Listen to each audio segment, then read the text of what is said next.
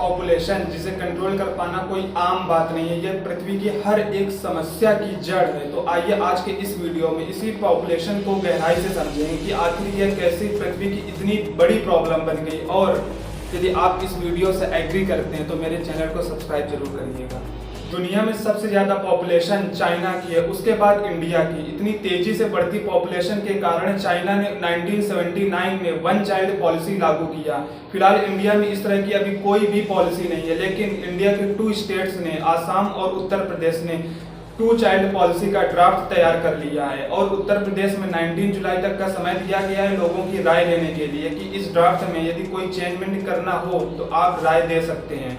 लेकिन सबसे बड़ा पॉइंट यह है कि इस बिल का इम्पैक्ट क्या पड़ेगा लोगों पर। तो इसे समझने के लिए चाइना सबसे बेस्ट एग्जांपल होगा, क्योंकि वहाँ पे ऑलरेडी 2 चाइल्ड पॉलिसी लागू है।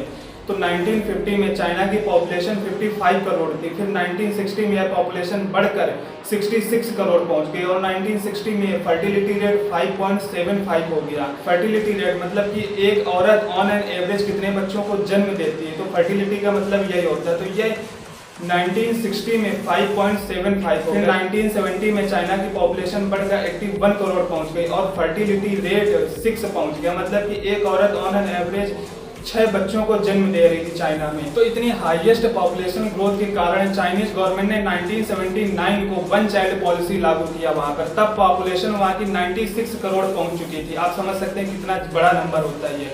तो ये वन चाइल्ड पॉलिसी से वहाँ की पॉपुलेशन ग्रोथ को तो कंट्रोल किया जा सका, लेकिन वहाँ पर काफ़ी सारे इसके निगेटिव इम्पैक्ट पड़े लोगों पर। जैसे कि वहाँ पर भी लोग चाह रहे थे कि उनका जो पहला बच्चा हो तो वो मेल हो, ना कि फीमेल, तो काफ़ी एबॉर्शन कराए जा रहे थे वहाँ पर। तो इस तरह के काफ़ी सारे निगेटिव कॉन्सिक्वेंसेस देखने को मिले चाइना में।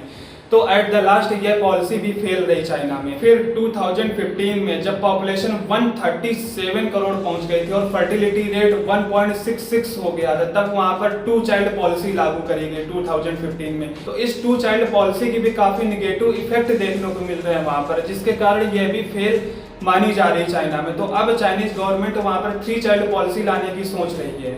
तो भाई जब चाइना में यह पॉलिसी इतना बड़ा फेलियर रही तो क्या गारंटी कि इंडिया में यह सक्सेस हो जाएगी। मैं इस पॉलिसी को ना ही एक्सपोज कर रहा हूँ और ना ही विरोध में हूँ, लेकिन इस विषय में कुछ बातें जान लेना जरूरी है आपको। जिस भी देश का लिटरेसी रेट हाई है वहाँ का फर्टिलिटी रेट डाउन होगा। लिटरेसी रेट मतलब कि एक पॉपुलेशन कितना ज्यादा पढ़ी लिखी। आप इंडियन स्टेट्स का ही एग्जाम्पल ले लीजिए, जिस भी स्टेट का लिटरेसी रेट हाई होगा वहाँ का फर्टिलिटी रेट डाउन ही होगा। जैसे कि केरला लिटरेसी रेट सबसे ज्यादा है 96.2%, वहीं फर्टिलिटी रेट 1.7 है, इतना कम। सेकेंड नंबर पे लक्षद्वीप जिसका लिटरेसी रेट 92.28% है और फर्टिलिटी रेट 1.4 है।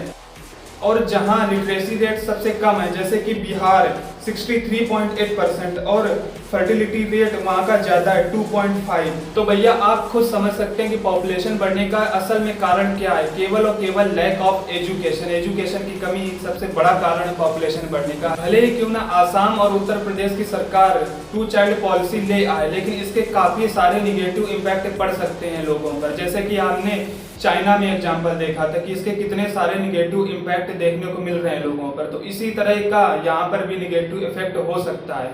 वैसे यूपी में जो पॉपुलेशन कंट्रोल का ड्राफ्ट तैयार किया गया उसमें ऐसी क्या बाउंडेशन लगाई गई है ताकि यहाँ की पॉपुलेशन को रोका जा सके। तो कुछ इंपॉर्टेंट पॉइंट जान लेना जरूरी है। जैसे कि जिस भी पर्सन के 2 से ज्यादा बच्चे होंगे तो वो ना तो स्टेट गवर्नमेंट जॉब के लिए अप्लाई कर पाएगा और ना ही लोकल बॉडी इलेक्शन को लड़ सकेगा, और उसे गवर्नमेंट जॉब में कोई भी प्रमोशन नहीं दिया जाएगा। यह पहला पॉइंट। और दूसरा पॉइंट, राशन कार्ड की यूनिट अब केवल 4 तक ही सीमित रहेगी। जिन लोगों ने यह 2 चाइल्ड पॉलिसी एक्सेप्ट किया और स्टेरिलाइजेशन ऑपरेशन कराते हैं तो उनको कुछ अलग से बेनिफिट से दिए जाएंगे। जैसे कि पहला पॉइंट, यदि वो ऑलरेडी गवर्नमेंट जॉब करता है तो उसके पूरी सर्विस के दौरान 2 अलग से एडिशनल इंक्रीमेंट किया जाएगा। और दूसरा पॉइंट, उसे बिजली, पानी और हाउस टैक्स में भी कुछ छूट दी जाएगी। और जो लोग वन चाइल्ड पॉलिसी अपनाते हैं तो उन्हें कुछ और भी ज्यादा बेनिफिट्स दिए जाएंगे। आप इस फोटो में देख सकते हैं।